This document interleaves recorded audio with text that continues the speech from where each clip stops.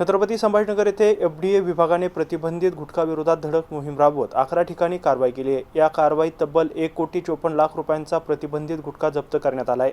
या कारवाईत गुटखा वाहतूक आणि साठवणुकीसाठी वापरण्यात आलेली सुमारे 75 लाख रुपयांची विविध वाहने देखील जप्त करण्यात आली आहे।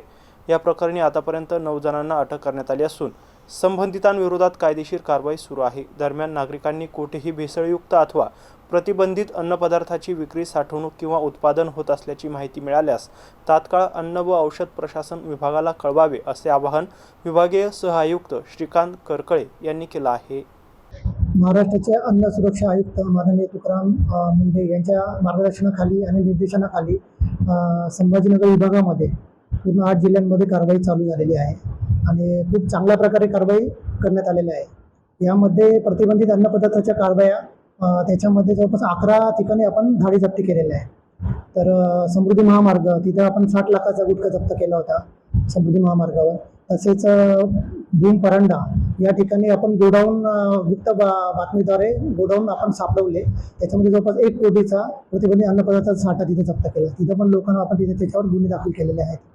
नंतर पुढे पण आपण जवळपास फुलंब्री या परिसरामध्ये औरंगाबादमध्ये म्हणजे संभाजीनगर विभागामध्ये फुलंब्री येथे जवळपास 8 लाखाचा गुटखा जप्त केला। तिथे पण 2 लोकांना अटक करण्यात आलेली आहे।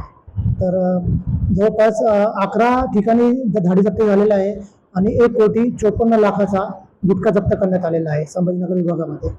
नंतर 9 जणांना आपण इथं अटक करण्यात आलेली आहे। तसेच 75 लाखाचे वाहने पण जप्त करण्यात आलेले आहे।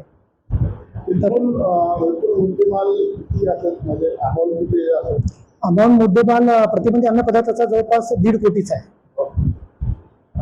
तसेच मग अदर दॅन प्रोहिबिटेड आर्टिकल्स म्हणजे आपले जे पण फूड वगैरे झालं, ऑइल, घी, त्याच्यामध्ये सुपारी झालं, तर आपण हिंगोलीमध्ये आता परवाच कारवाई केली।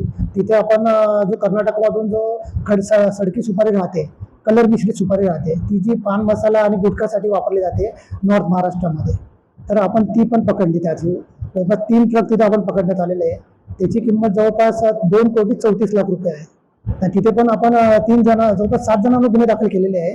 3 जणांना त्याच्यामध्ये अटक पण झालेली आहे। संभाजीनगरमध्ये मोहीम चालू आहे, त्या अंतर्गत सर्व नागरिकांना आव्हान आहे की त्यांनी जिथे पण भेसळ होत असेल, त्यांना जर डाऊट येत असेल तर त्यांनी त्वरित विभागाशी संपर्क साधावा।